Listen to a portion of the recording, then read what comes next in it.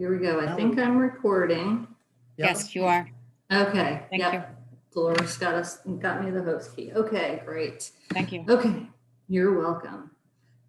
So then continuing on, also on Witherspoon at Paul Robeson, we have a recommendation to add a northbound left turn lane from Witherspoon Street to Paul Robeson Place. Then at Wiggins, Wiggins Van Dievender, the recommendation is the raised crosswalk or intersection and the on-road pedestrian crossing signage. I did ask the question if this intersection would warrant a three-way stop sign, and it does not. What's carried? Because I was curious about that. And then at Hamilton and Moore, that is the intersection where we would recommend having the rectangular rapid flashing beacon, the on-road pedestrian signage, and the raised crosswalk or raised intersection.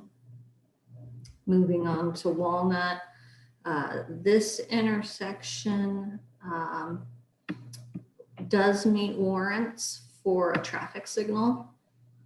And so that would be the recommendation for that. Also looking at, are there ways to tighten some of the curbs, but we also need to look because we have school buses that come in and into and out of Walnut Lane. And so we just need to look at the frequency of that and the impacts of tightening the curb radii. Then Are we looking at a full-blown traffic signal, or is this more along the lines of a hawk or something? No, full-blown traffic signal. Okay. And then at Hamilton and Linden, again, a raised crosswalk or raised intersection. And all of these improvements act as traffic calming, but we also need to consider other traffic calming between each of these intersections, because you only see, you truly realize your speed and your volume reductions by appropriate spacing. And so the spacing of our intersections is a little bit wider than you would typically have if you want to maintain the 25-mile-an-hour speed limit through here. So, so while this is intersection traffic calming, we would need additional traffic calming. Can I comment on that, Deanna, or do you want me to wait till the end? No, go ahead. Just not opposed at all to like the idea of a traffic signal at Chestnut and Hamilton, but the only thing I would caution about is that already, because there's the traffic signal at Chestnut at Nassau, I know a lot of people avoid that intersection, go down to Spruce, or I was thinking more people might travel to, go to Maple or Linden to avoid both of those traffic signals if you have it there. So it's just being aware that it might shift more of the traffic to those other intersections. So, I mean, just something to keep in mind, that's all. Then there are recommendations about parking. If parking were to stay, about shifting it to the opposite side of the road to realize more parking spaces. Also touching on street lighting, because that is, when you look at the crash reports and the summaries that they provide, crashes are occurring at dusk a lot of times. And so we do really need to look at the street lighting in that corridor and make some enhancements, except at, is it Van Dievender and Hamilton or Wiggins, where PSE&G put in that spotlight. I think that one needs to be toned down a little bit. So then they went into the recommendations on the bicycle facilities, and unfortunately it is not in this final overview as a description of all of them. So let me just move up to that. So let's see, alternative one, which we all know is not suitable for this corridor, is shared lane markings. So obviously that is not recommended. Alternative two is bike lanes.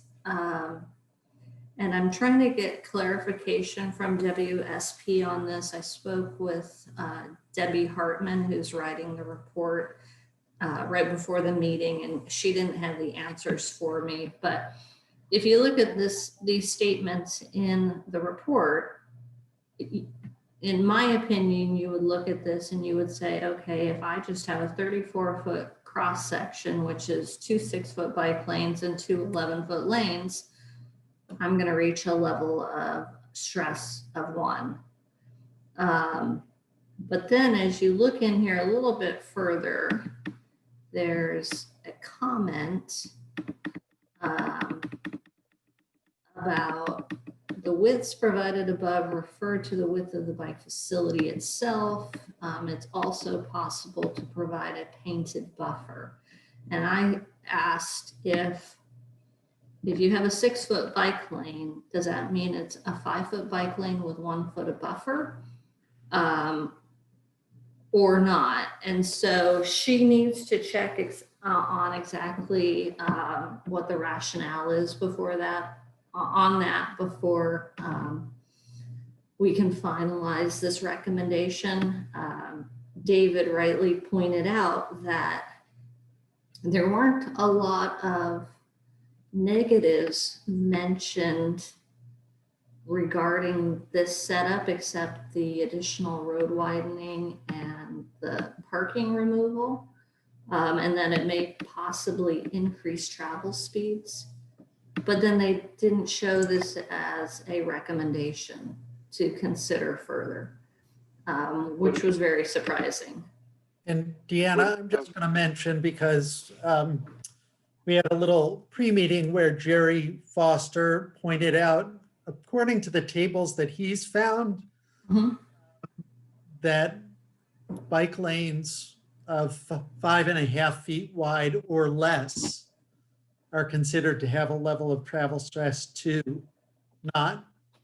And so the first bullet point that they put in here is not consistent with the tables that he's found. I think it was it Ashto, Jerry, or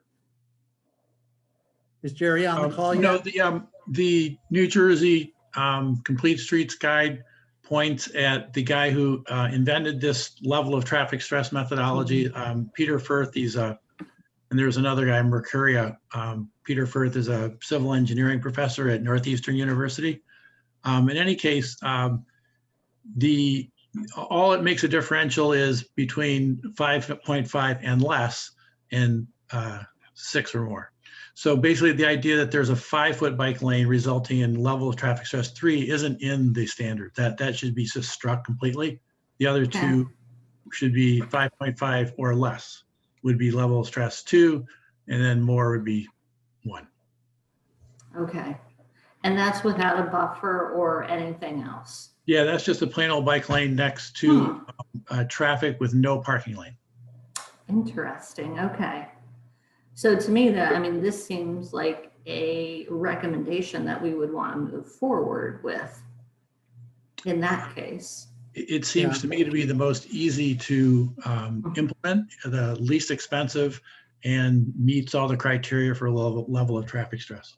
Right. And it's easy to understand as a cyclist and as a driver. Whereas the next alternative, one that they moved as something to continue as a recommendation, is basically a cycle track with a 2-way separated bike lane facility, similar to what's shown on the image here. I was surprised at this recommendation, but I figured let's leave it in for discussion. I did ask, and they did supplement the text a little bit. I said, okay, how do people make left turns out of that? And how do people get in and out of that from the side streets? And their driveways.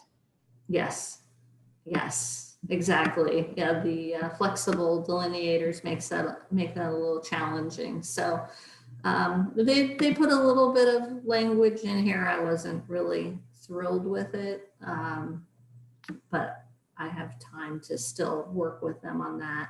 The next alternative is the shared use side path. And again, this one, they are moving ahead as an option for consideration in the future. Here's their image. David, you'll appreciate that I said that having that tree between the curb and the pathway, I said is unrealistic. And I said, can you delete that? And they said, well, that's an existing tree in the photo, but Yeah. whatever. Love computer renderings. Yes.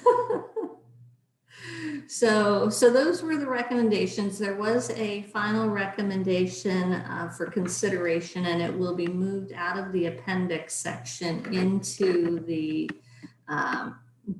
conversation and the review and the feedback, which was David's proposal here. And this is why I was looking at the Google Street View. WSP has indicated that we do need the 11-foot lanes because of the type of traffic we have, which I agree. So this would be slightly changed from what this graphic shows of the two 10-foot travel lanes.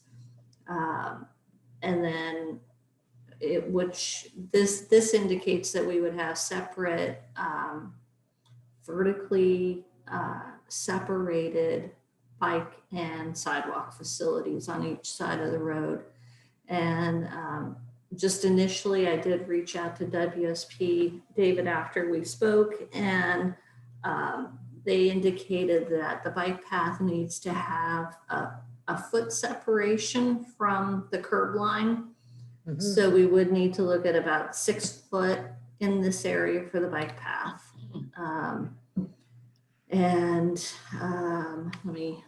I'm going to stop sharing so that I can look at my email real quick, so I can give you what she said here. Obviously, the concern about the on-street parking being removed, but that's typical for most of these proposals. Yeah. One other consideration, which was interesting, was snow removal. Yep. That we may need to have special equipment to clear the bike path, but then you'll have that issue about, when the road is plowed, then it ends up on the bike path. Mhm. And so coordination of those efforts has to be considered as well. We have that already in Princeton. Right. But I mean, with all of these recommendations, they will need pretty complete reconstruction of the curb and the drainage systems on the roadway. Mhm. So given that as, the kind of the base consideration for all of these recommendations, add to that, you've got, so whether we want it to be an on-road bike lane facility or shared use path, or the kind of the bifurcated setup that David was proposing. Yeah. So those, I think, should be really the 3 recommendations going forward out of the study. I don't know. Thoughts? What do you guys think? Pause for a second. First thing, Yes, Harris, what did that say? What did you guys say?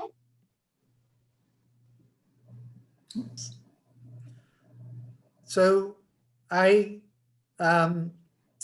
guess we would like to hear a little bit more about your thinking about the lane widths needing to be 11 feet.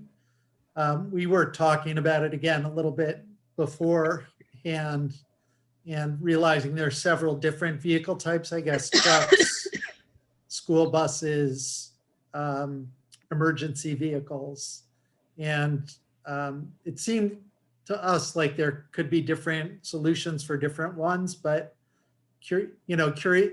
like for instance, if you had on-road bike lanes, emergency vehicles can really come down the middle of the road and automobiles can pull into the bike lanes to give them, plenty of room to pass. So that seems like a solution for that. For trucks, we don't really know where the trucks are going. I did notice that there were the same number of trucks as you got to Harrison Street as you had on Paul Robeson, which surprised me. I sort of thought most of the trucks were coming from 206 to Witherspoon and that there would be a reduction as you got further on. But, I don't know where they're going. But if the trucks are going to the shopping center, for instance, they could just as easily continue on 206 to Valley and then cut across. So that was a question about the trucks. And then school buses, I guess, are the odd man out in the sense that there's no easy solution for them. But what is your thinking about the 11-foot? Because I know you said you agree with them about that. Yeah, I mean, we had looked at this when we were revisiting the circulation element and the design standards for different types of roadways. And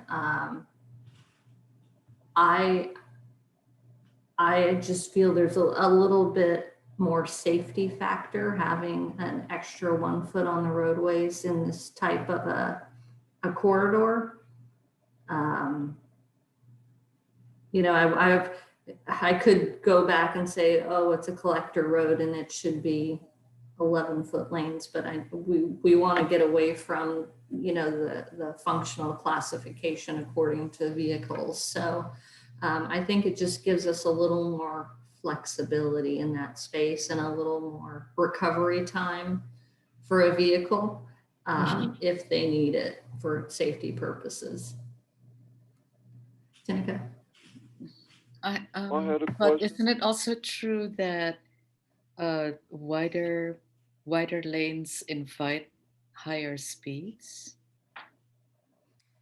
They do. I don't know. I'd have to look at research again to see if there's much of a difference between 10 feet and 11 feet. I know we're definitely stepping away from 12-foot lanes for that reason. So I'd have to get back to you on an answer for that. I'm certainly not opposed. Sorry, go ahead. Just out of curiosity, the width of Alexander Road, the bridge there, are those now 11 or 12? Those I think are 12. I think that because it's federal highway funding, they had to stay at 12-foot lanes. I think. All I can say is I know that everybody drives faster now. And it wasn't so much about stopping to slow down for the bridge. It's just they can whiz right.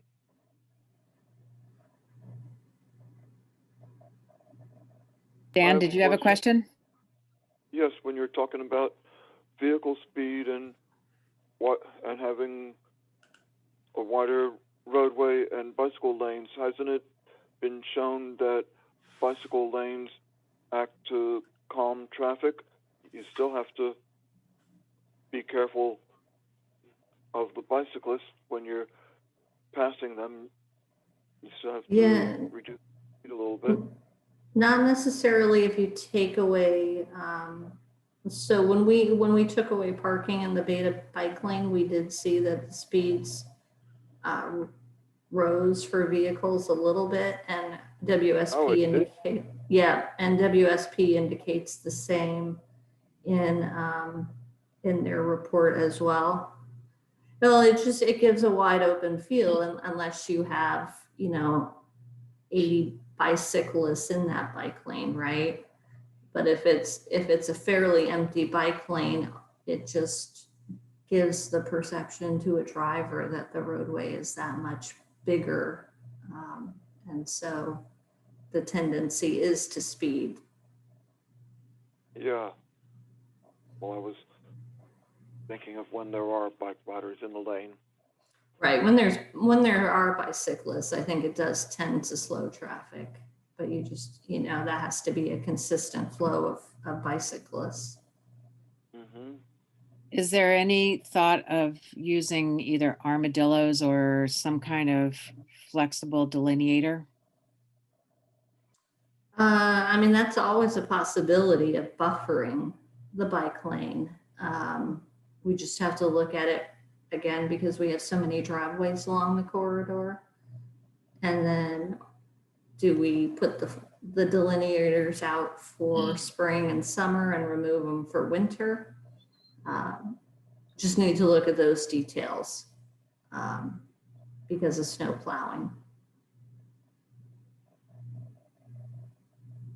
Comment I would like to make is, not in particular to one design or another, because I haven't had a chance to really study the whole project, and I'd like to have a chance to really look through the document. But I do know that, like, just with the amount of all kinds of traffic on that road, and if you do anything for cycling, the cyclists will increase on that road as well. I just think it's very important to separate the bicycles from the pedestrians and not have them competing on a side path. It's just too many pedestrians, dog walkers, strollers, and anything else you can think of that would be competing for space on that path. So, Yeah, and along those lines, I just want to comment, I was looking back at the circulation element of the master plan, which was based on a report done by WSP, which calls for bike lanes as the ultimate solution on this roadway. And I think that it flushes out another request that I think we would have as a committee, which is that there should be an introduction to the study that grounds it in the master plan. It's something that we worked hard to get a bicycle mobility plan adopted into the master plan. It's been there ever since this study had begun. So we're not asking them to sort of, we're not changing the goal. We're not moving the goalposts.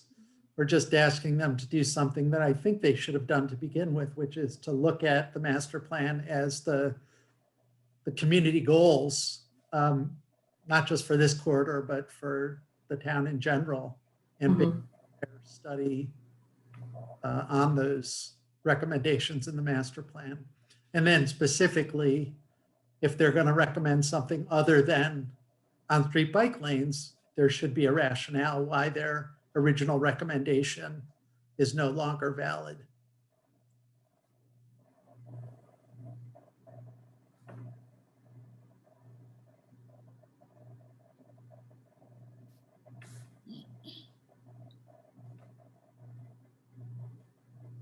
Sorry, just writing myself a note. Sure.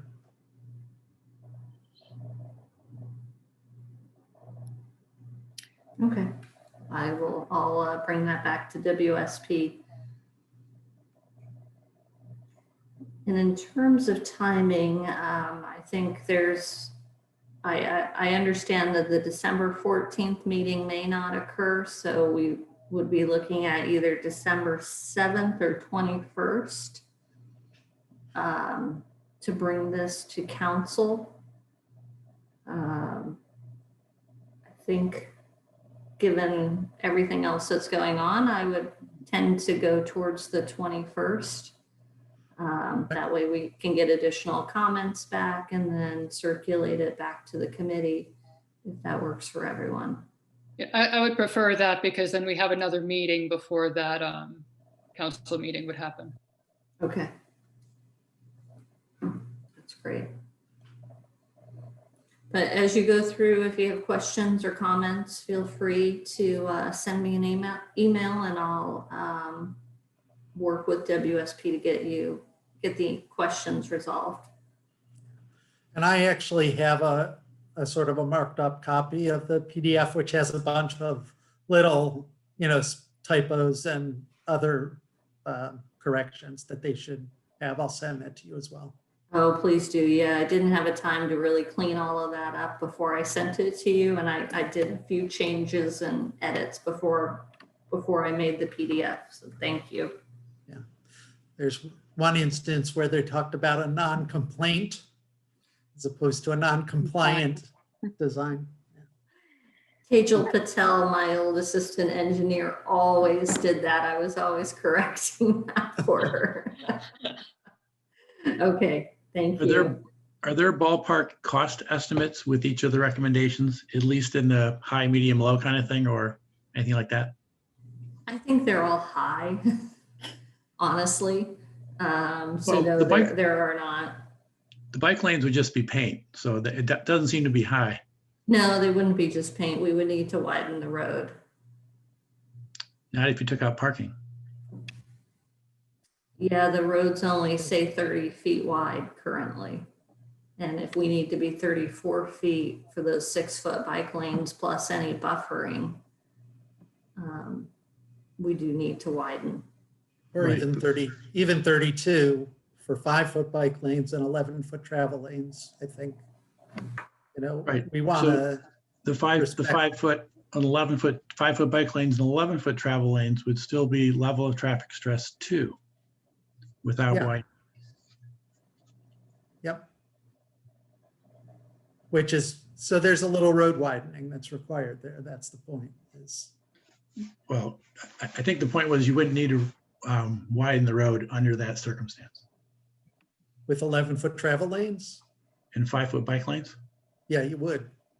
It's 30, it's even 29, 28 in certain locations if you go through they've marked the entire corridor with the roadway widths, and it's predominantly 30 feet with some narrower and some wider segments. Right, so then it'd be 10-foot lanes and 5-foot bike lanes, you wouldn't need to do any widening. Correct. Right. Okay, So Jerry, just again, so anything 5.5 feet and less is level of stress 2? 2, that's right. 2, okay. It wouldn't go to 3 until traffic speed rose to 35 or over. Okay. Posted speed. Great. And I guess that's a consideration then, are we more comfortable with level of stress 1 or 2? Yep. One more comment is if the plan were to do the a 10-foot shared pass, I think you also said that would mean, said at a previous meeting, said that the road might have to be realigned in places. So you're also talking about moving curbing and moving things because you don't necessarily have that much right of way on one side of the road. I think there's also a lot more, I think a lot of more tree removal would have to happen for a shared lane or a shared path as well, as opposed to just widening the road a little bit. That's why they're all expensive. Yeah. I just wanted to make sure it was clear that doing the path wasn't a cheaper way to do it, because I don't think it is. Mm-hmm. Yeah, we can, and that's a good idea. Like with Jerry's recommendation, at least indicating that all of them have similar cost associated with them. Well, my point kind of was that the one recommendation that is being not recommended right now is actually very, very inexpensive. It would be just paint. And it seems unlikely to me that that wouldn't be something that warranted at least trying out for longer than 12 or 13 days, Mm-hmm. Deanna, can I ask, I know that the data they were using was from 2013 to 17.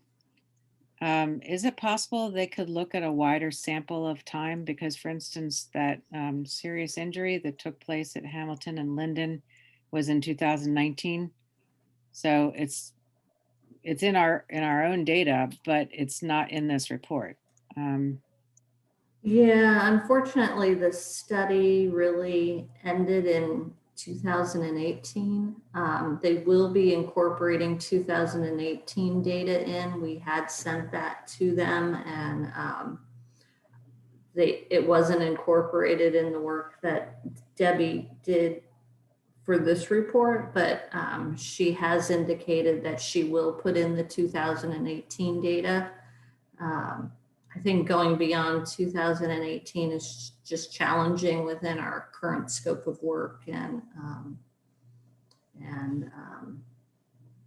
I'm not 100% sure whether it would change the conclusions. I mean, there are already two crashes with moderate injuries at Linden and Hamilton that are included in the data.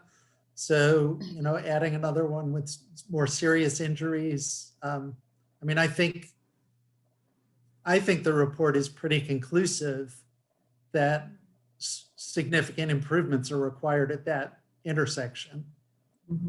So I'm not sure how much that would change.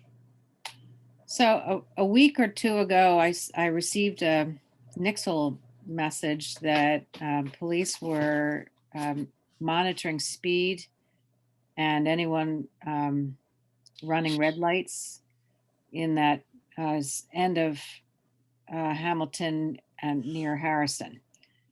Did you get any additional information out of that might have helped this study? No. So the situation we have is at the northeast corner of the Hamilton Harrison intersection. The fence at that property has been hit a few times over the last 5 years. And we've been in conversation with the property owner about it. And so police have been paying more attention to that area because some of the crash reports at the time were showing that people didn't see the traffic signal or they ran the traffic signal. And so I think police just wanted to put extra attention on that intersection. But we also have a changed condition because we have a brand new traffic signal. It's got a different orientation. We've done tree trimming so that the limbs are higher up as you approach the intersection. So no, there's nothing really, anything different or more conclusive at this point.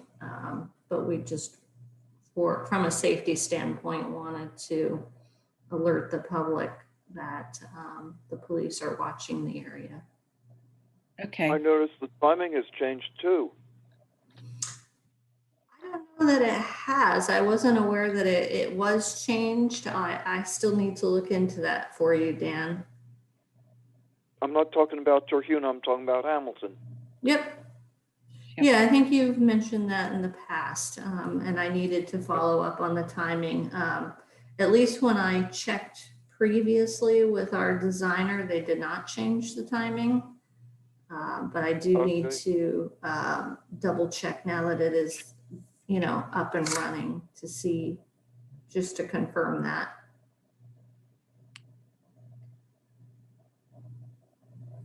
Can I ask you, Deanna, can I ask if it's possible to do some piloting, to do some experiments before the actual before the actual construction starts? Because I'm assuming that the construction won't start in April. But so meanwhile, we could do, like Jerry said, if you're okay to go with 10-foot lanes and 5-foot bike lanes, then it's a matter of paints. And, you could try sharpening up the curves the way you did so beautifully on Walnut and Franklin. That worked really well, I thought. And we can do just some experiments just to see and get some feedback before we do the final thing. Mhm. I think that's definitely worthwhile, and I don't know whether, like if that should be part of, say, your group's recommendation, or if we should build it into the report, because it will require the removal of parking. And so that will be a council action to suspend the parking for a given amount of time and then to expend the funds. But I think it's a great idea. At least try it out, and you can gather data and, you know, do surveys and understand if the level of stress, you know, that empirical data shows actually matches what Princetonians feel. David, I keep thinking of Mia as we have these conversations. And would she let her children ride on this with 10-foot lanes and 5-foot bike lanes, not separated from traffic? Right. And so it would be worthwhile definitely to try it out, because then it could save that larger cost of relocating everything if it's enough to get the desired you know, impact for cyclists. So definitely, David, do you have a recommendation of whether we should put that in to the report, or if it should just be a recommendation?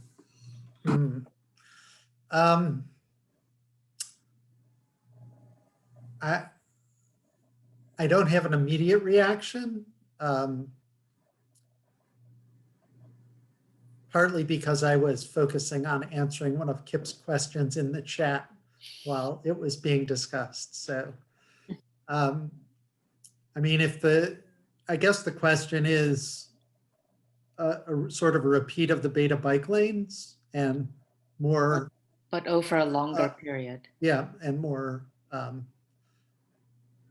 rigorous follow-up with survey. Yes. And you could start playing or experimenting with sharper corners at the intersections. Yeah, I mean,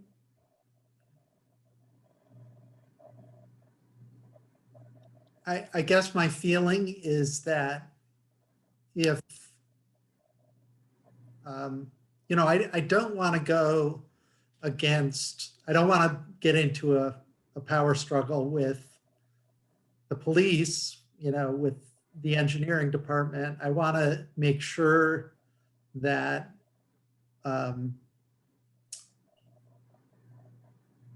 we flesh out really what the response of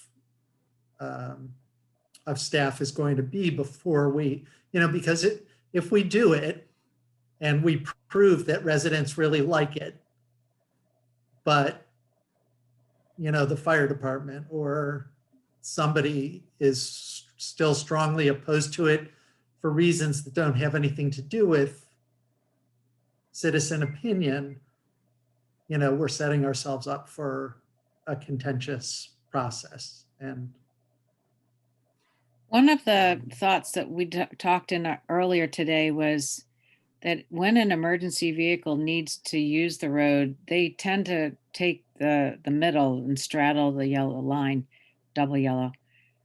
And cars that are already in the regular lanes would move to the side, which would therefore, in the concept of on-road bike lanes, mean that they would be pulling into the bike lane on either side. But it would also mean bicyclists would be pulling into the bike lane or the sidewalk to get out of the way as well, because that's what you do. So I'm pretty sure that we might be able to accommodate an emergency vehicle in that condition and be able to satisfy their needs. right. Yeah, that all makes sense to me. You know, I'd like to have that. If it's emergency vehicles that are the concern, I'd like to have that conversation with folks in the fire department but I'm not sure that is actually where the concern is coming from. Yeah, I think it's just like your box trucks, the larger trucks that actually go through the corridor. And I was just thinking about the recommendation to put paint in. And I remembered that all of this is predicated upon intersection improvements that are going to calm traffic. So I think if we were to just recreate the beta bike lane in essence, it also needs to include traffic calming along the whole corridor. Because that's going to only be, that's the only thing that will truly represent what the intersection improvements are going to do in terms of volume and speeds. And so, yeah, that's all I'm saying is that I think we'd have to include traffic calming, whether, we could get more of the rubber speed cushions and try that out. Right. The one other comment that I have, Deanna, about the 10-foot versus the 11-foot travel lanes is I think it is a very different question if it's my alternative where you've actually raised up the bike lanes, because then you've really got a narrow 20-foot cartway and you have no room for error on the part of truck drivers and stuff like that. But if you've got the on-road bike lanes with 5 feet on either side of those two 10-foot lanes, you actually have a more forgiving situation for the school buses or the trucks, where if they veer a little bit into the bike lane, well, bicyclists are still pretty safe with 4 feet of, So I don't know.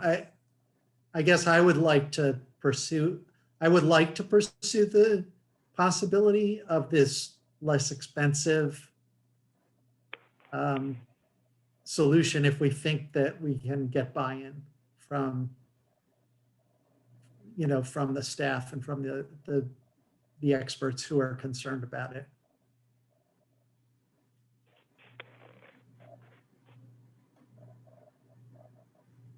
Okay.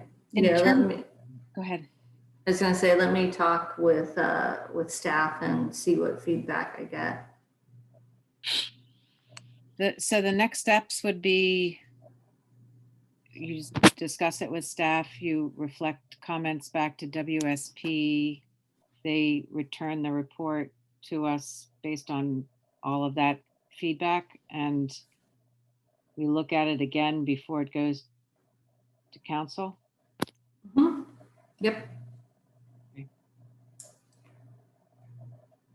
And I think the more I think about that, the idea of the trial, I think we should have that as part of the report. And I'll just have to work through how exactly what the wording is on that. But I think that it makes sense on many different levels to try that out. And so I think it should be part of the report.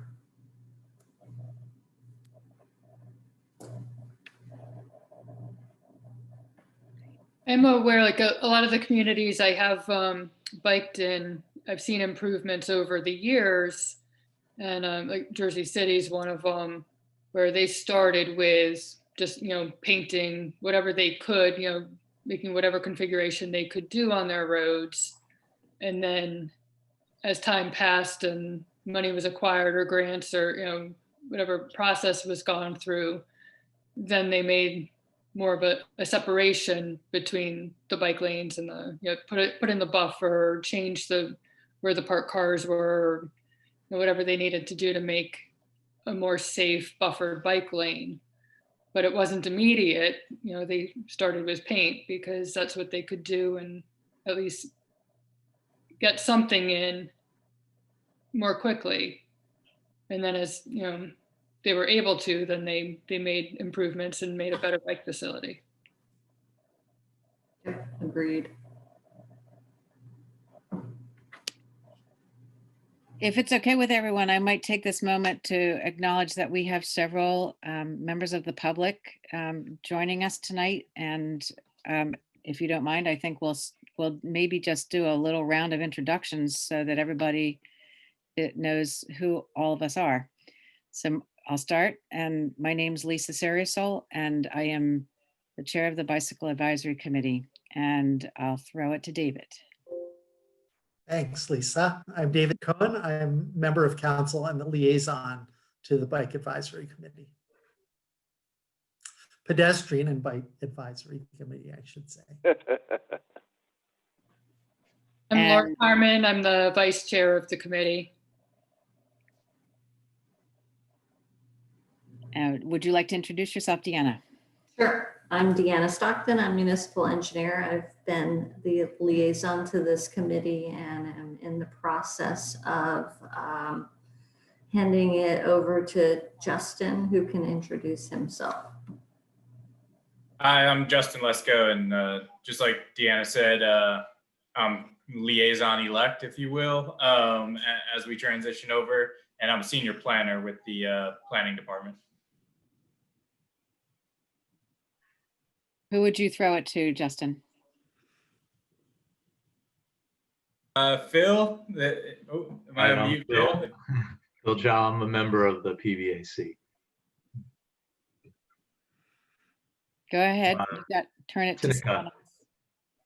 Hi, I'm Tina Castillo. I've been a member of PBAC for 4 years. Barry? Barry? Hi, Barry. I'm running a little late tonight, but I've been a member of the PBAC for a couple years, and I'm part of David Cohen's fan club. David can go next. No, I went, I think, didn't I? No. Who should But I? I'll call on Mandy. Yeah, I could join. Hi, I'm Mandy. I am part of the PBAC, and I try and help out anywhere, but on the safe routes to school. Who's next? I gotta change my. Leslie. Is she here? She was here. I don't know if she's on, but she might have hopped off. She had some trouble making children to deal with. How about Jerry? Jerry Foster, I work for Greater Mercer TMA as a biking and walking specialist and a safety instructor. And our Dave newest is on there. member, Adrian, there you are. Hi, I'm Adrian Seriasol, the youth representative to the Princeton Bicycle Advisory Committee and liaison to the Youth Advisory Committee. And I see Kip Cherry there. I'm Kip Cherry. I've always been very supportive of bicycles. Used to ride my bicycle uptown to work at the Nassau Inn way back when I was a college student, parked at the library. And also I'm here particularly for the discussion about the taxi cabs and the buses and the Nikki thing later in your agenda. I see Anita.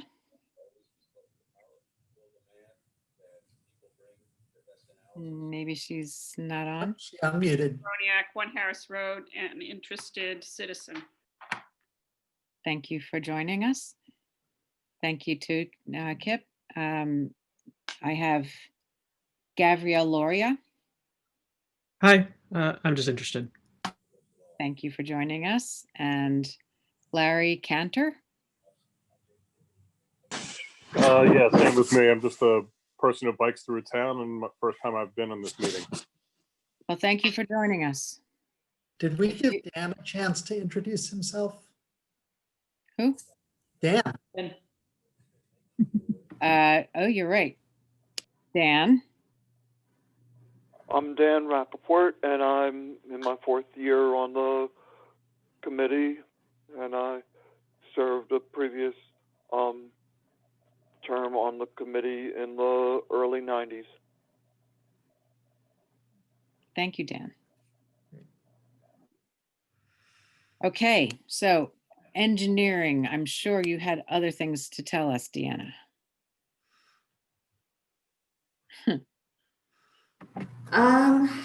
We've just been busy writing a lot of ordinances in the last few weeks, so I don't have a lot to tell you.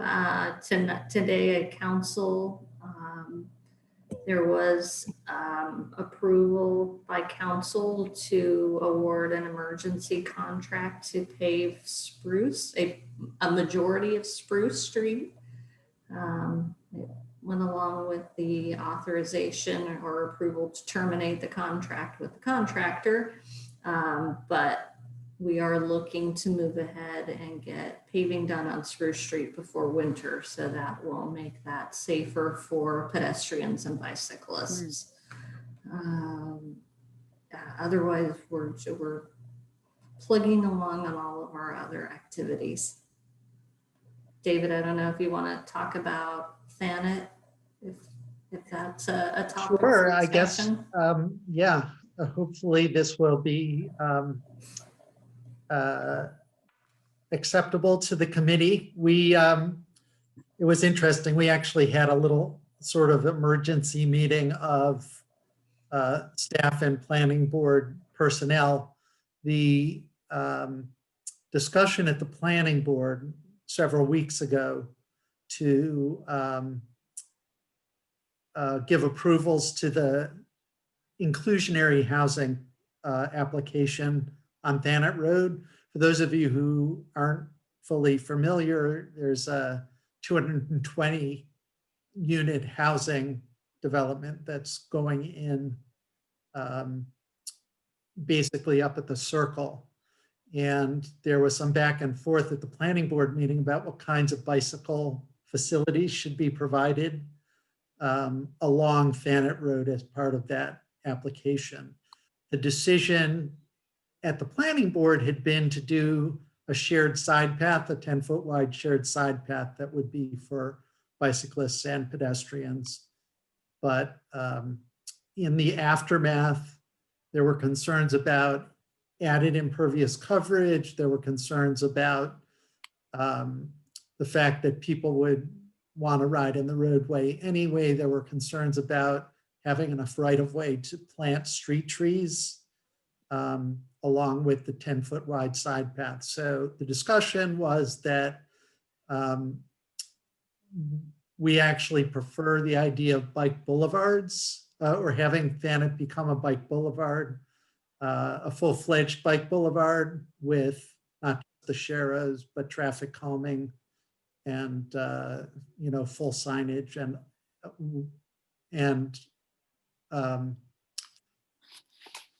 and we're going back to the applicant to basically appeal to them and sort of say, if that's okay with them, we're going to bring it back to the planning board for an amendment of the approval. So I think it's the right solution for that roadway. It's not going to be a high traffic road.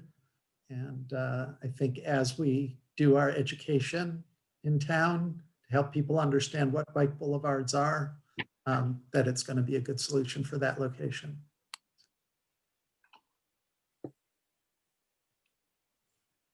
I agree that bike boulevard education is important. I don't know if this is the moment. Maybe we'll wait till we're finished with the rest of,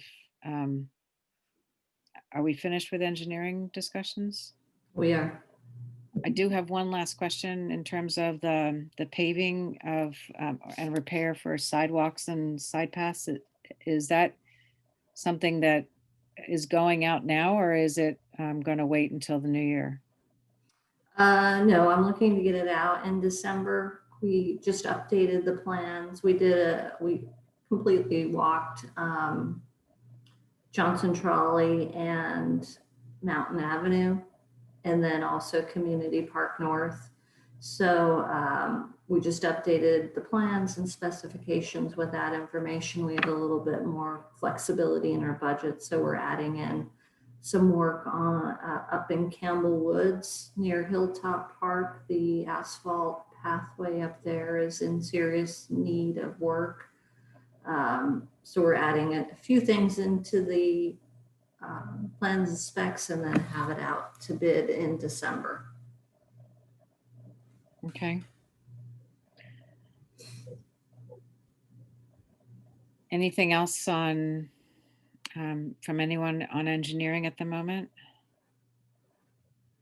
I think this would give us a good segue into talking about our goals for 2021.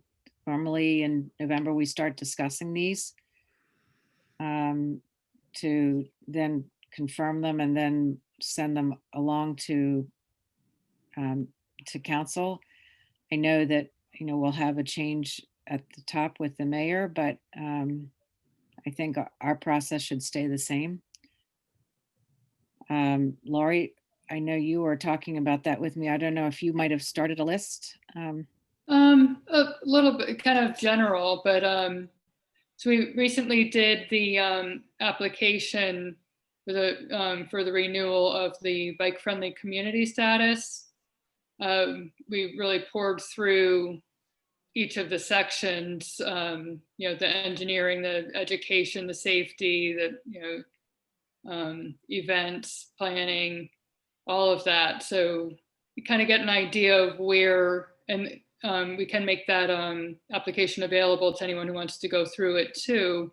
You can kind of see where some of the gaps are and some of the strengths too. But I would say specifically I would like to see obviously an increase in infrastructure, so more bike lanes. I'd like to see the bike boulevards continue to be improved upon with the signage, things that we've talked about in prior meetings, and something that that Adrian has been working on in his student project to make recommendations for the bike boulevard improvements. So I'd like to see that looked at.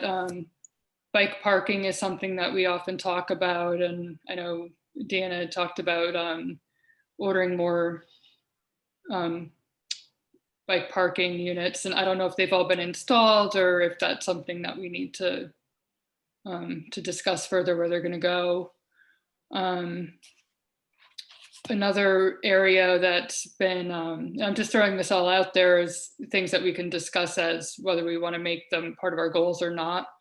But adult education is something that we don't do a lot of in the community, trying to educate adult cyclists. There is a lot of, there's been a lot of increase in the education for youth cyclists, which is important, but not as much for adult. And then of course there's the events and kind of getting people out of, in the community who don't always bike, and get them to come out to various biking events like the Ciclavias, and whether we can do that. Continue to discuss moving one of the, doing a Ciclavia in town instead of just the one on Quaker Road. So things like that. That's what I would like to start with, and anyone else wants If I could jump in just sure. and mention, I think that one of the things that I was hoping was going to happen is to start on a Harrison Street corridor study, similar to what we were just discussing related to Hamilton Wiggins. I think there's a lot of work that's going to be happening over the next few years in the vicinity of the shopping center with the affordable housing plans, and it would really behoove us to get some kind of a traffic study for that corridor to help us understand what kinds of improvements we can make in conjunction with all that work that's happening, and to support the residents of the new housing that's going to be built. So, and that reminds me. I'm sorry, I was going to say, could Terhune also be looked at the same time, to a study on that corridor as well? Terhune's going to be more of a design project at that point. We engineering has been requested to put money in the capital budget to start making improvements, to design improvements for that corridor, especially from Harrison Street to Grover. So that's definitely going to be in the 2021 budget. And I will also say that there's some good news. You may recall from previous conversations that residents along Terhune seem to be opposed to the idea of bike lanes, but in conversations around the new housing, they're requesting not permitting on-street parking because they don't want the residents of the new housing or their visitors to be spilling out Onto the street. parking on the street. So it does create an opportunity to possibly put in those bike lanes, which are called for in the bike mobility plan there. So. And would be well suited for the increased population density as well. Right. So on Terhune, by the way, I meant to ask Deanna, could you talk about the ordinance that was proposed for the reduction in speed limit? Sure. So I guess 2 weeks ago, a week ago, we brought an ordinance to council for introduction that would reduce the speed limit on Terhune from Harrison Street North to Meadowbrook Road to 25 miles an hour. It's currently 30 miles an hour right now. And utilizing the state definition of a residential district, we were able to support utilizing the state defined speed limit of 25 miles an hour for that residential district. So the entire corridor from Mount Lucas to Meadowbrook would become a 25-mile-an-hour roadway. And then from Meadowbrook to Snowden, it would be 35 miles an hour. That falls under a suburban residential district. So as we continue to improve and look at traffic calming improvements throughout the corridor, then we can reconsider that 35-mile-an-hour speed limit at that time. The ordinance said something about the intersection of Terhune and Stewart, and that totally confused me. There is no intersection of Terhune and Stewart. Yeah, that's right. That's why it would be confusing. Yeah.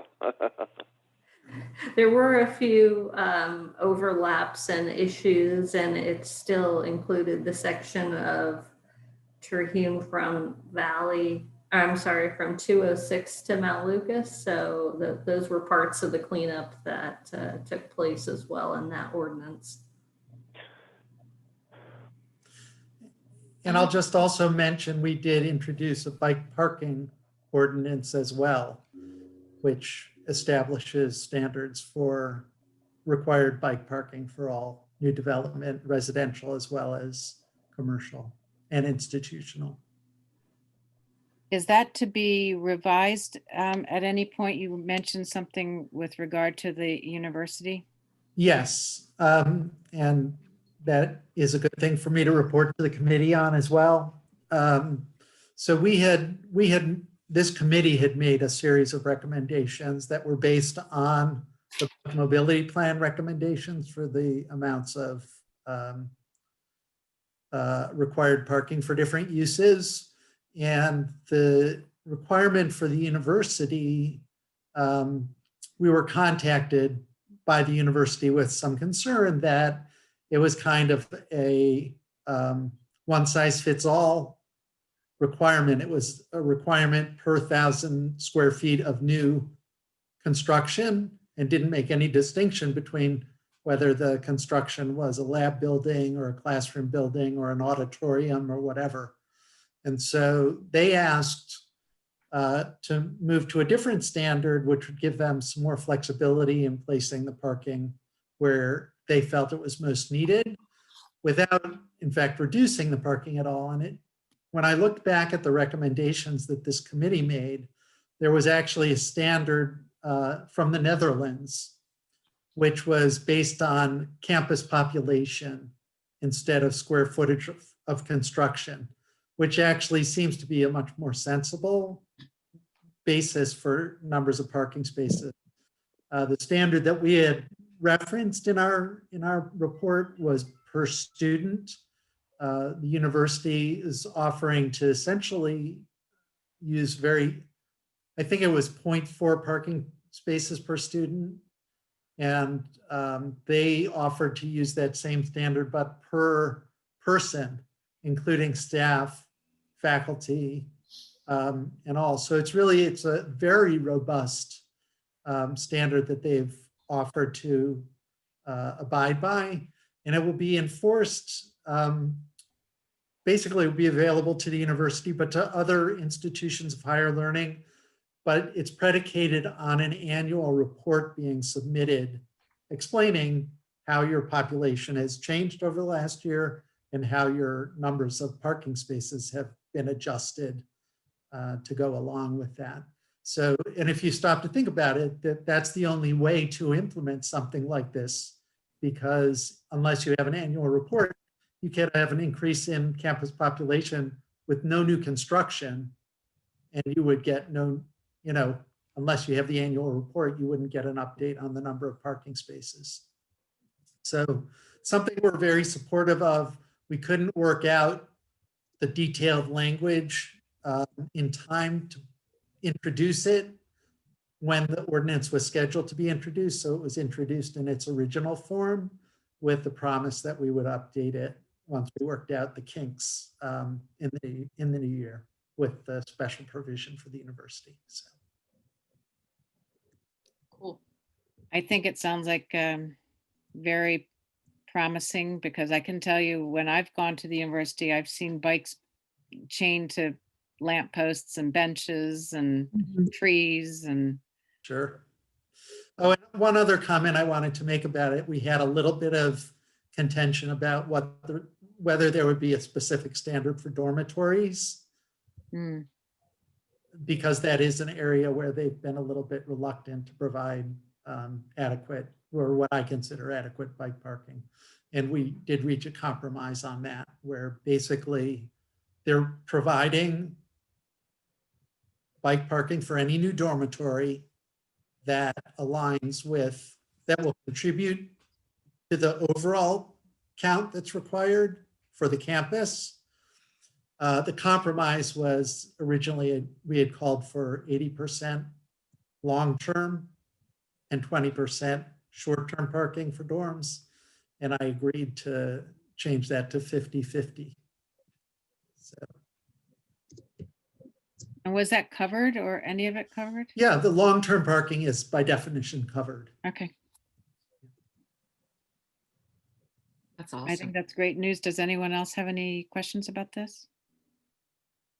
I'm mindful of the time. We've got 30 minutes left and still a lot to get through. I would like to ask Deanna if you need any help from this committee on whatever you're doing, this coming year on Witherspoon Street. I don't know. What kind of help are you offering? Whatever you think we can deliver. We're still trying to resolve a few things right now on the kind of the overall schedule. So let us resolve that and I'll be back in touch, definitely. Okay. This is kind of, can I just mention the survey, Lisa? Yeah, go ahead. It's now a good time. So you know that Liliana has helped us get in touch with the families who receive aid, food aid for during the pandemic. We didn't get that many responses before things went completely contactless again. So we have about 18 responses. So it's not like you can do statistics on it, but of the 18 responders, only 2 people get to work by car. 60% get to work or school by walking, 55% by biking, and 44% by bus. So they don't add up to 100 because they don't always go by the same mode. But it's kind of telling that so few of these families have a car. And of course, there are 13% of Princeton families have 0 cars in the household. And they're worried about safety, both walking and biking. They're worried about crossing Witherspoon Street at Franklin. And they all want more parking on Witherspoon Street. Yeah. So that's my quick review for now. Bike parking, right? Yes. Not car, okay. Bike parking, yes. Ah, okay. Yes, bike parking. Can I ask a question about FY21? I guess, Deanna, you got a sub-budget line to support bike infrastructure and pedestrian infrastructure. Do we have set in place for this year a process to inform that budget item? Kind of a strategic plan where we prioritize what the, and recommend what we think should be budgeted for the year? Well, I think that should be the goal setting that started, Lisa started the conversation on. Whatever we think our priorities are for the year, those are going to inform, and those priorities that are, that are embraced by council are going to inform where the money gets spent. What's the timeline to get things kind of, proposed and into a budget? So we want to get our goals in by the end of the year. Council typically has a retreat in January where we hash through the different goals that we have and that our different BCCs, boards, committees and commissions have proposed, and we settle on, usually by early February, set of goals for the year. Great. All right, thanks. Are there any capital projects that you are expecting? I know last year, Deanna, you had talked about Pretty Brook, and I'm not sure if that actually took place to the extent that you were planning it, but are there things like that that you are envisaging? Well, the big project besides Witherspoon Street that we'll be working on, and we're actually going to be working on both the Nassau to Green Street section as well. So Nassau to Green Street will be completing design and hopefully moving into construction. And then from Green to Franklin, we'll be in a design phase, kind of the concept and design phase. We also are looking to be in a design phase for the majority of 2021 on the remainder of Mount Lucas Road from Stewart Road East to most likely Princeton Avenue, which is actually in Montgomery. So that's a big design project. Dickinson, which, it's not a very long roadway, but that is a road that will be in design as well. Dickinson goes between Alexander and University Place. It's south of Edwards, north of College. It's like a 700-foot long road, if that. It's a very short connector road between the two, and the majority of the housing, I think, is University on that roadway.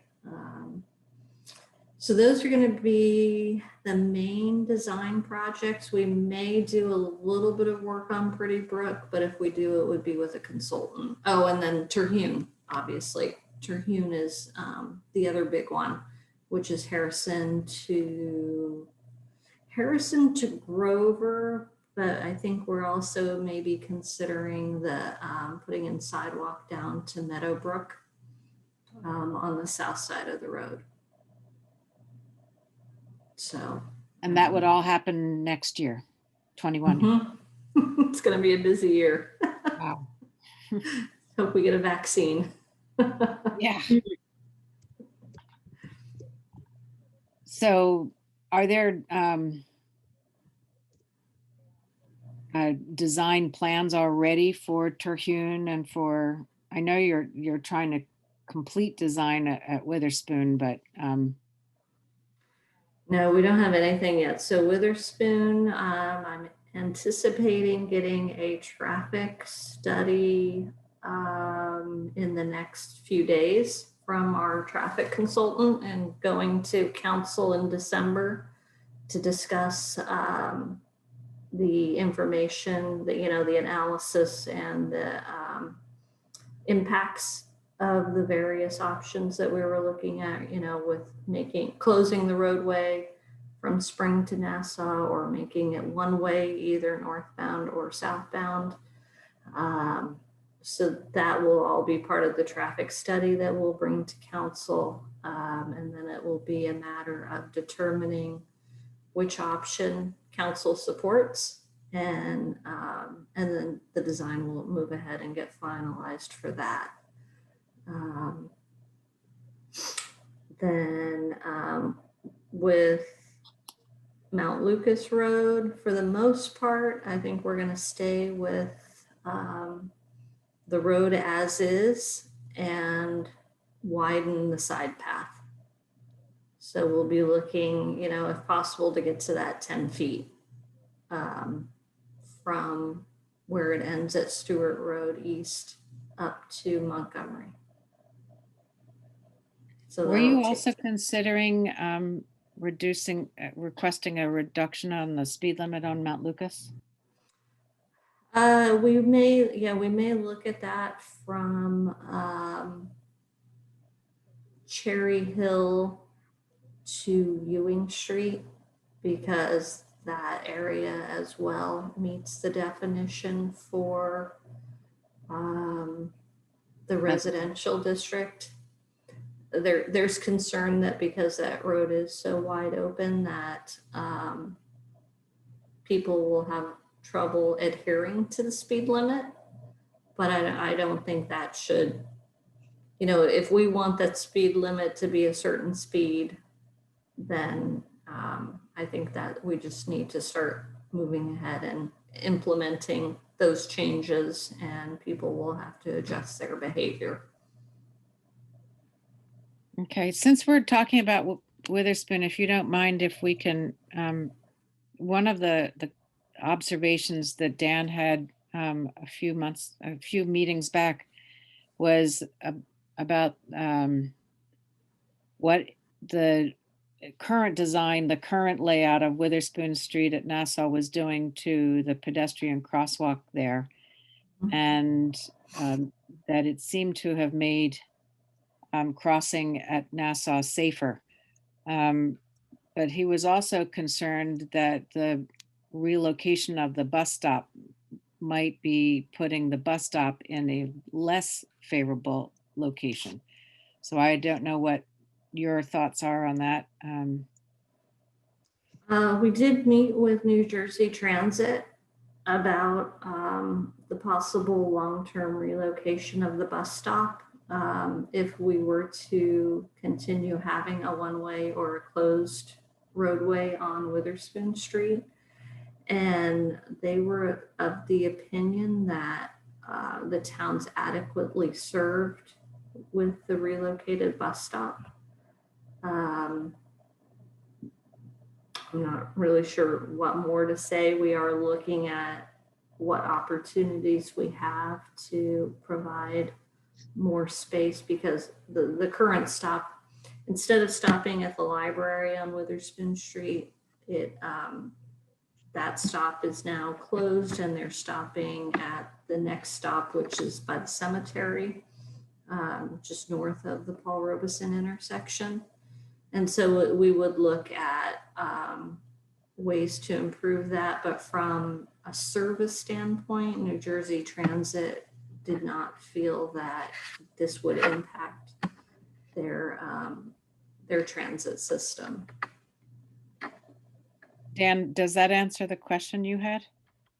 It doesn't say why you have to have the 606 stop at Tulane Street or the Coast USA stop at Tulane Street instead of where it presently is at Nassau Hall. It invites more hazardous pedestrian crossings for those who are going to catch the bus, because you don't park on Nassau Street there to catch the bus. You come to the bus stop by foot. Right. Okay, so this is about, and I think Kip had a question about this, about the relocation of the bus stop from the near side of Witherspoon Street to the far side of South Tulane Street. This is something that we've been discussing for the past few years with the university, because the desire to install a shelter for the transit users, and there is no room within the right-of-way in the area by the current bus stop location to facilitate that. Plus,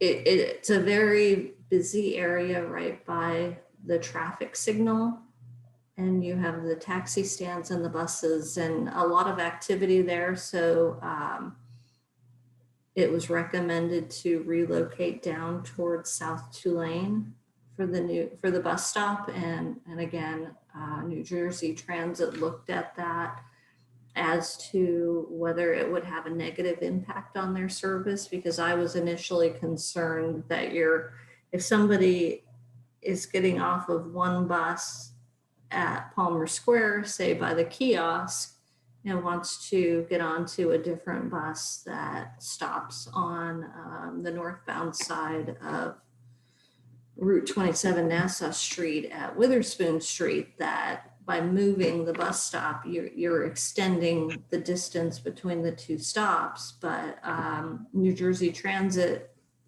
was not uncomfortable with the distance that was added.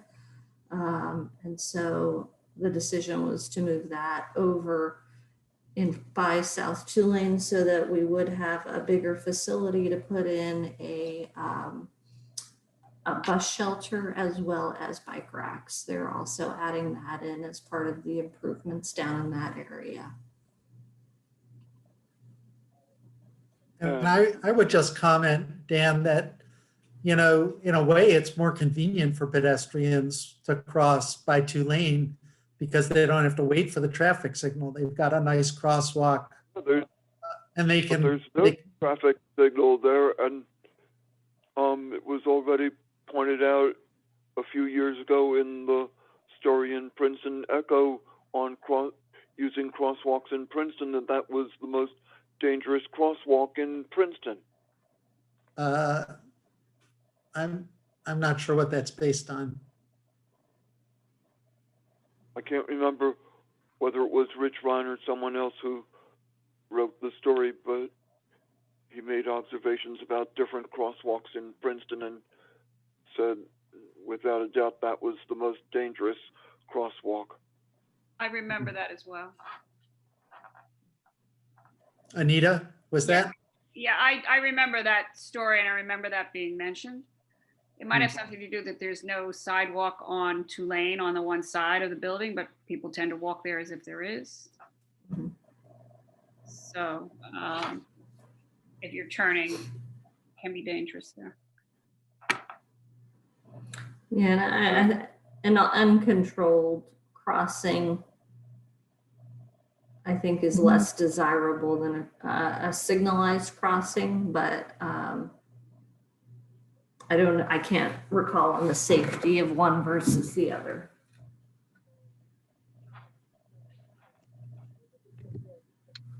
Kip here. Lisa, could I ask something? Yes. Or say something? It might be useful to get some data so that we know better, what the movement of things are going to really attain. One of the concerns I've had about the taxis is that there's no way to know what's happened to them. They'll just disappear. And at least I feel that there should be some signage saying, if you want a taxi, call this number, and then they can come up from the Dinky station if that's where they're supposed to be stationed. But we just sort of left people high and dry. Now maybe nobody uses a taxi anymore. So again, this is, and of course, COVID has changed things too. But I mean, in terms of the longer term, what do we expect to happen in terms of people movement around the downtown? And, is that part of it or not? And at least to have the information on a sign telling people what number to call.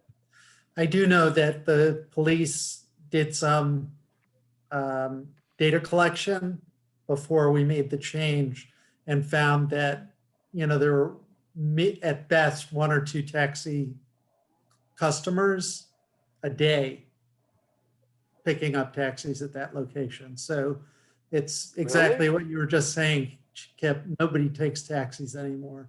They get Uber and they get it from home. It's coming into town. Well, of course, Uber, is not operating very much now, and or Lyft, I think. With COVID, a lot of people are not driving who were driving, so it's a whole different situation right now. Maybe it'll just go back to what it was before, but it just seems to me that when did the police do the sample? Do you know? Within the last couple months.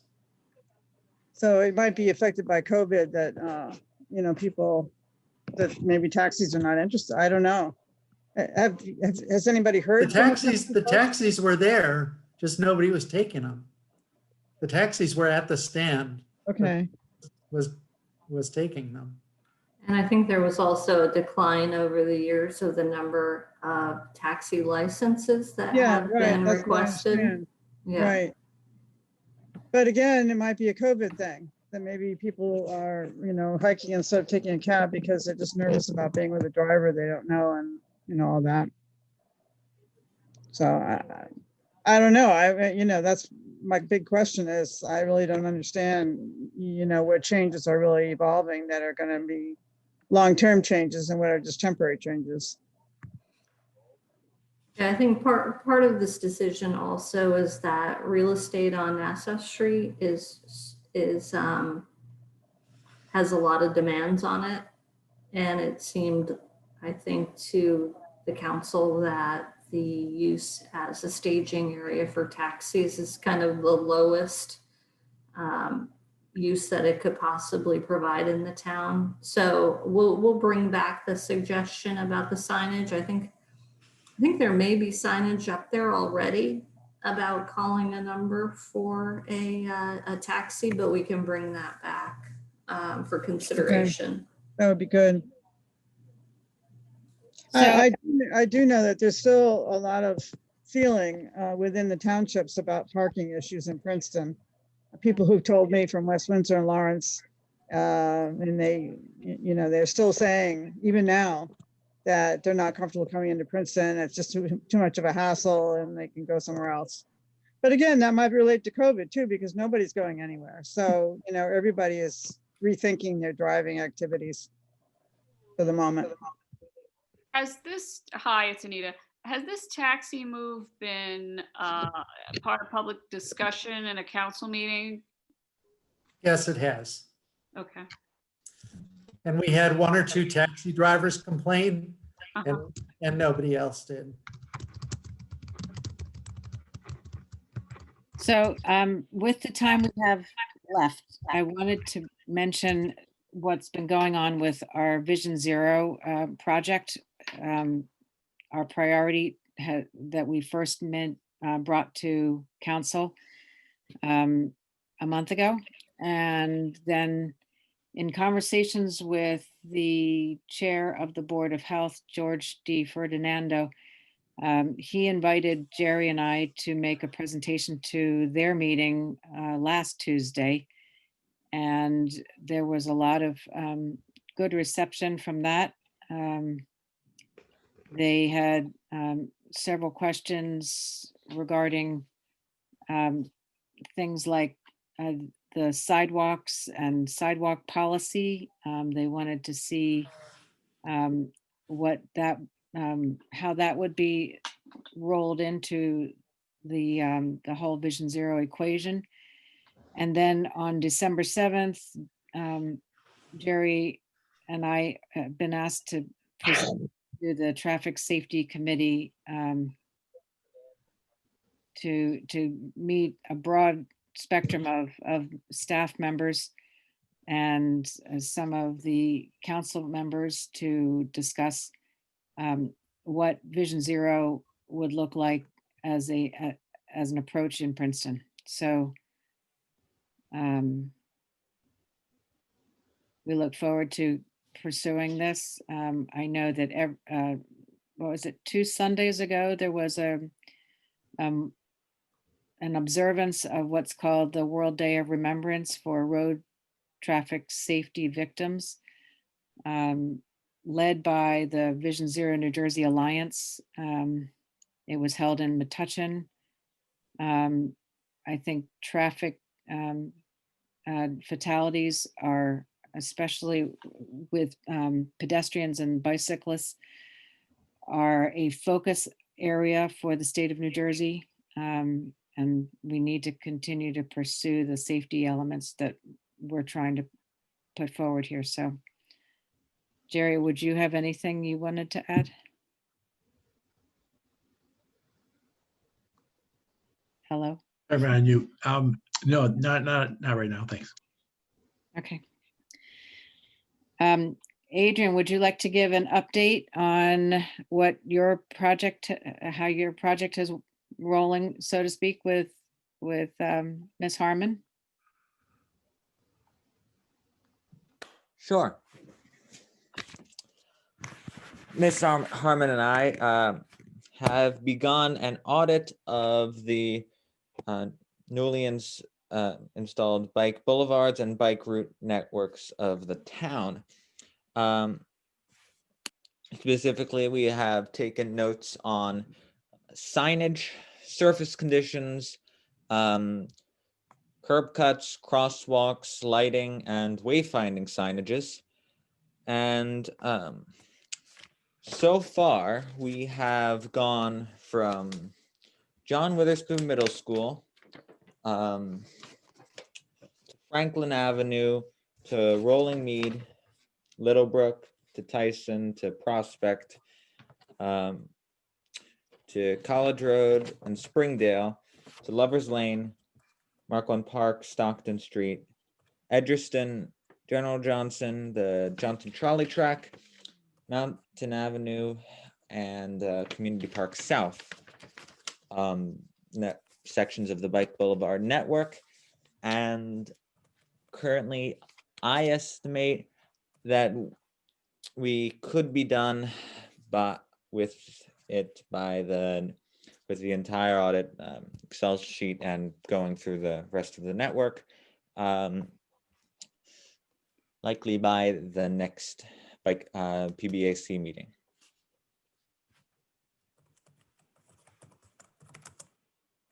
I've commented to either Lisa or David about you have a bicycle boulevard sign right by a corner, but you don't have an arrow indicating which way to go. So is that part of the information you're trying to gather?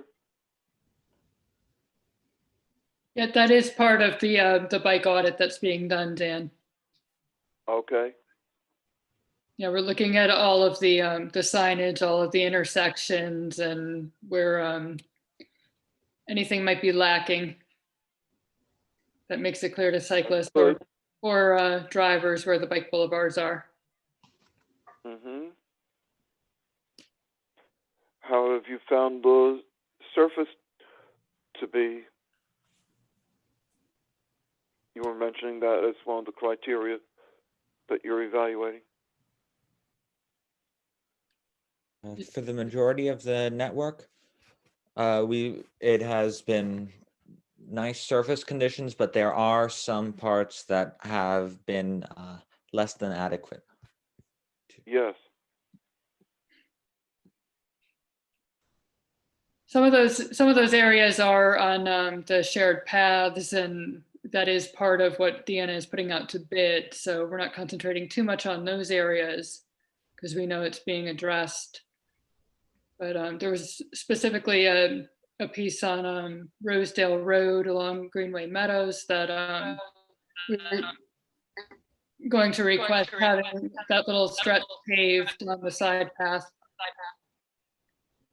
There's actually like a missing piece of side path to the Edgerstone pathway.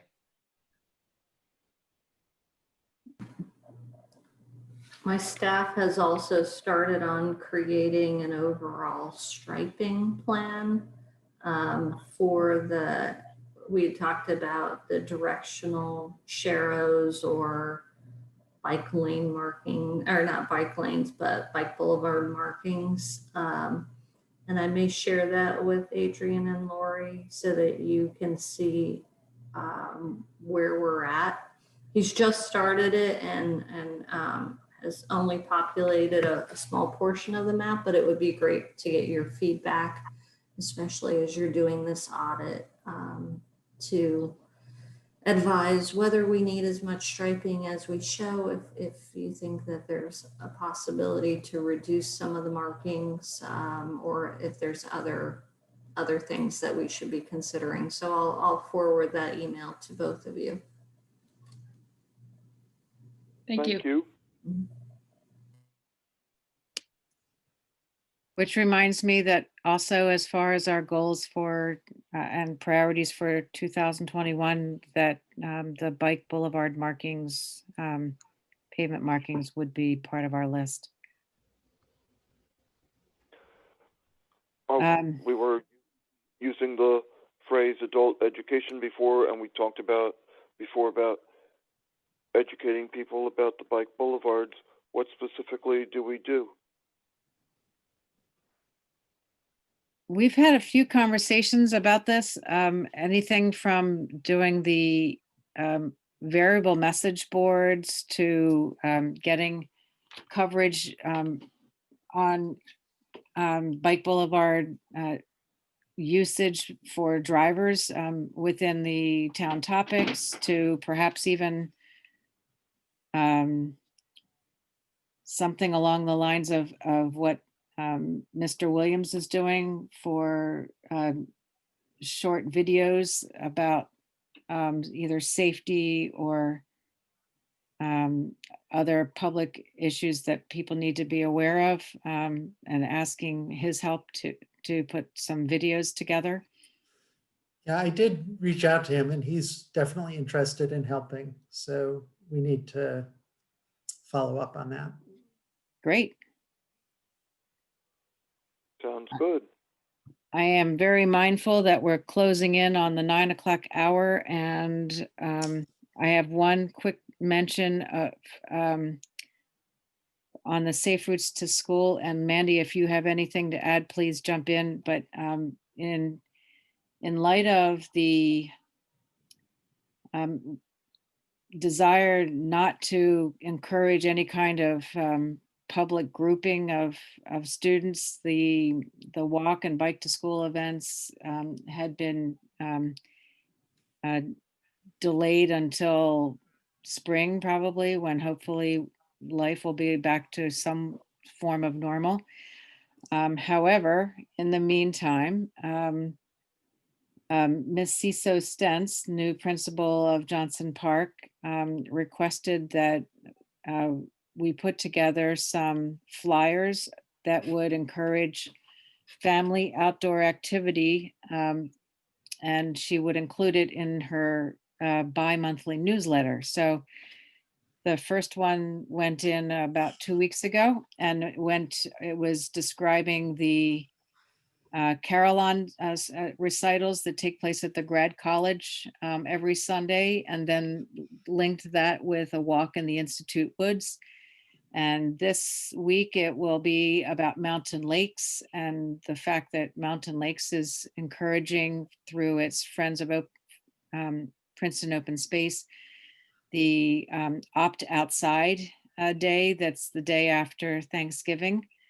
And there's a photo contest that people can enter. So frankly, whether it's the carillioner, the woman who plays the carillon, she was enthusiastic about being part of this endeavor, and so are the Friends of Princeton Open Space, because it seems like it's not easy for them to reach that audience of families. So we may be stitching together 2 new groups. So I'm pleased about that. And again, I will send this out to everybody to remind you that if you haven't taken it already, I think we're still able to submit critiques in the bike friendly community survey that goes in as part of our application. So please join in if you haven't already. Does the bike boulevards help us improve our bicycle friendly status? I believe so. Oh, good. I'm hoping it did. We'll find out sometime in December, but we put in a lot of information about them, so I'm hoping it helped.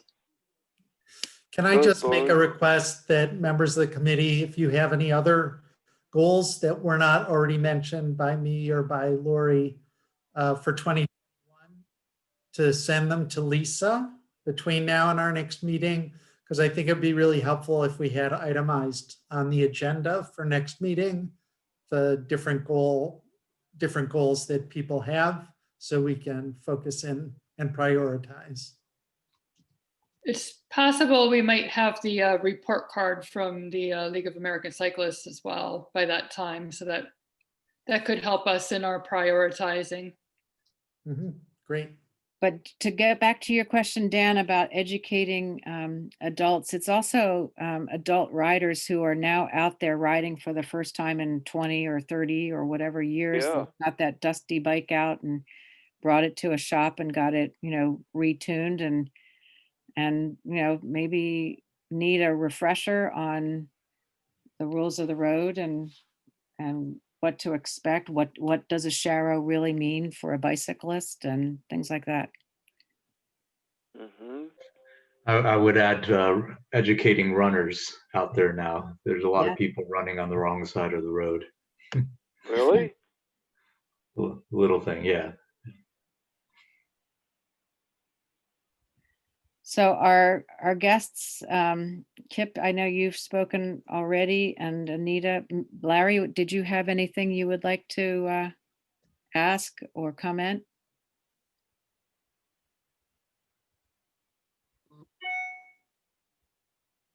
Hello? I'm fine, thank you. Great, thank you. Thank you for coming.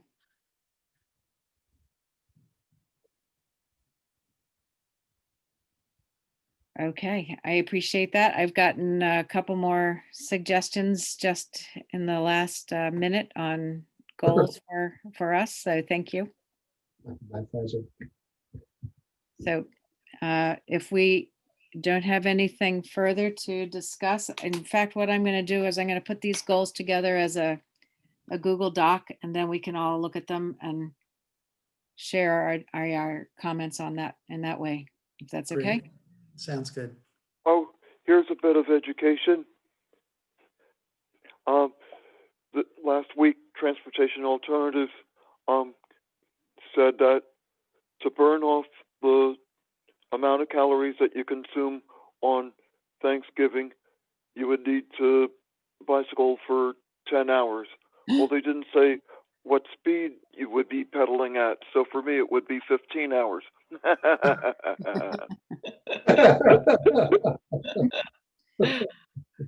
whatever it takes, right? Yeah. One steady. I have one addition for the things to do. We need a new logo Yes, since we're the pedestrian and bicycle committee now. with micromobility. Yes. So we can be thinking about that. I know that we had that symbol that's kind of elongated from the summer for slow streets with all the different modes. But maybe we'll have to look at that again. Any further comments or? Hey, I just have one question. And David, maybe you, it's Anita. Maybe you know the answer to this. Was back to that taxi stand move, was that a request by the university to move the taxi stand? No. It was a request from the university to move the bus station, Okay. but not the taxi stand. I think I'm trying to remember the origins of the decision to move the taxi stand. You know, certainly one of the considerations is that we're always getting pressured by the merchants to have more parking available, and especially with the considerations of what might happen to the top of Witherspoon Street, the southern end of Witherspoon, with the narrowing and, you know, possible removal of parking spaces on that first block of Witherspoon.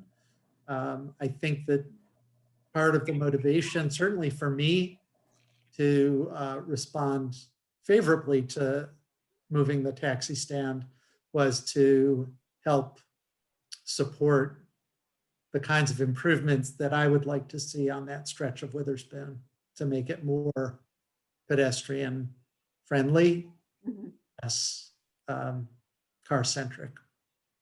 Okay. And so the university wanted to move the bus stop. Correct. We know Correct. why. I'm sorry to prolong this. I should have thought of it earlier. It's okay. Yeah, I think Deanna mentioned that they wanted to have a shelter, a bus shelter, and they couldn't fit it in front of the Fitzrandolph Gate. There was nowhere to put it there. By moving it down to across from Tulane, they had a lot more real estate to work with there. The university wants a bus shelter. Yeah. Okay. But I think it's a nice thing. Yeah. Would that be for Tiger Transit as well? Yeah. Yes. I see. Okay, thank you.